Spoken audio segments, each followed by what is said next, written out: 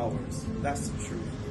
And hearing the experiences and the wisdom and the gems that came from the various speakers was really something that was precious. One of the things we were just discussing is that what we need to do is to take the material from this conference and curate it.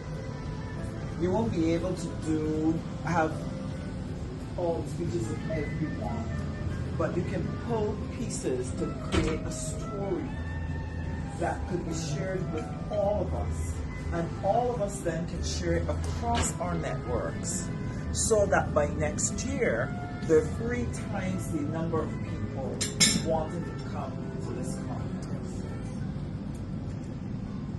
There is a phenomenon going on in the world that we cannot explain. We've been knocking on the doors, we've been crying out, we've been appealing and so on.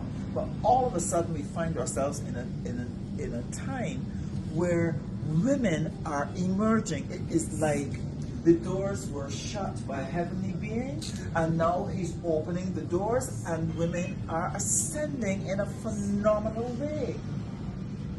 As a politician, I'm conscious of the females that have ascended to positions of leadership in their countries. And we've had more female leaders within the past 10 years than we've probably had in the last 10 centuries. And what has happened is that they have been phenomenal. They've not been average. They've not been average. They made a mark and made a difference in the countries which they govern. And what comes out time and time and time again is that superpower, looking at everything that they do to ensure it's appropriate, it's balanced, it's fair, it's democratic, it's inclusive, it is nurturing, it's caring. When you look at how we went through COVID, a lot of them were present for the COVID moment. That is not an accident. So this time is the time of women. And therefore, we have to pull our collective voices together and identify the specifics that we're going to fight together. Not hope, not just chat about it, but get together. And one of the ways to do that is if we can help the Nevalliance to take the curated story, put it out, and get women all across the world, start to get them excited about working together and looking at relationships that we can leverage to help us work on some common issues and areas.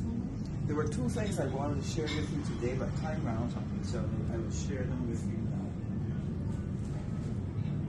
We have to prepare ourselves for change. COVID taught us that we will not ever again have a period where you just have these long periods of certainty and then some disturbance and then more certainty.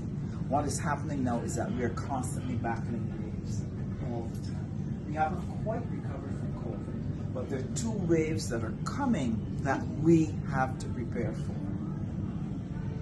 The first one is climate change. And climate change is not out there for environmentalists to fix and governments to fix. It is for us to advocate. And why is that? Climate change will destroy the home that you took time to build. It will destroy the business from which you make a living. It will cause economic destruction that will prevent your governments from being able to do the things that you become accustomed to them doing. It is going to threaten your access to food. This is a major concern for all of us. But guess what? The people who should see it and respond more quickly are not. If I was an insurance company, I would be pressuring every single business that wants my insurance. What are you doing about climate change? I would start charging you for not doing what is necessary to help stop climate change. But you know what is happening? Everybody is looking at the short-term profit that they don't wish to lose. And they're not looking at the fact that we will lose our planet that will not be viable for us to function in. They're not looking at it.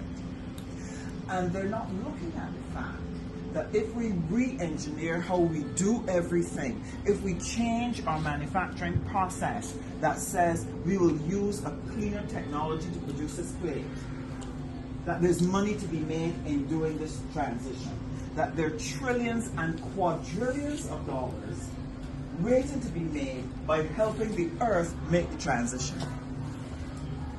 But they want to hold on to oil. They want to hold on to not spending the money now to make the transition. And who is going to pay the price is going to be our families and the future of our children. And that's why our voices have to be raised. So we need to join that one. And then the second thing, the second wave that is coming, is that wave of technology and artificial intelligence that will render us unnecessary in the workplace. And how are we going to